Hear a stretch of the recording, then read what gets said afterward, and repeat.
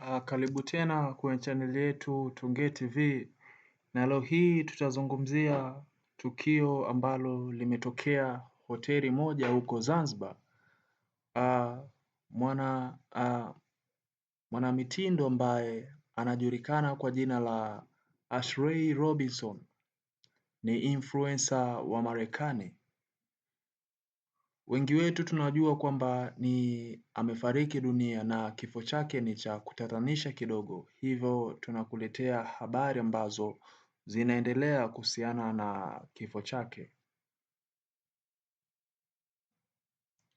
Ubalozi wa Marekani nchini Tanzania umezungumzia kifo cha mwanamitindo wa kijamii kutoka Miami, Ashley Robinson mwenye umri wa miaka 31 aliyefariki dunia Aprili 9, 2026 kwa mujibu wa jeshi la polisi akiwa visiwani Zanzibar. Kauli ya balozi huyo inatokana na maswali yaliyoulizwa na baadhi ya watu wengi ambao walikuwa wanataka kufahamu kwa kina juu ya taratibu ambazo ubalozi huo unafanya pindi raia wa taifa lao anapofariki nje ya Marekani,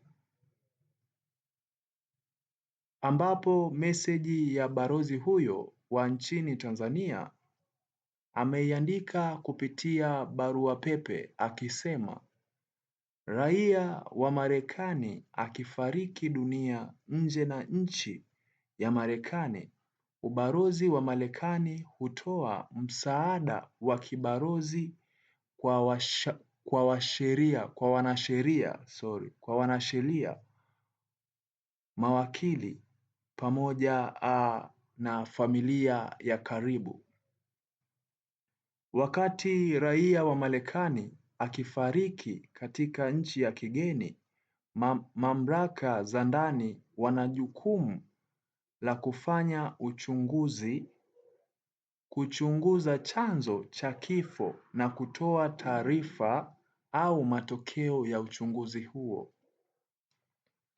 Tunaweza kudhibitisha kifo cha raia wa Marekani kilichotokea Zanzibar tarehe 9 mwezi wa 4, 2026 na tunatoa rambirambi zetu za dhati kwa familia na wapendwa juu ya kuondokewa na ndugu yao mpendwa aitwaye Ashley Robinson mwenye umri wa miaka 31.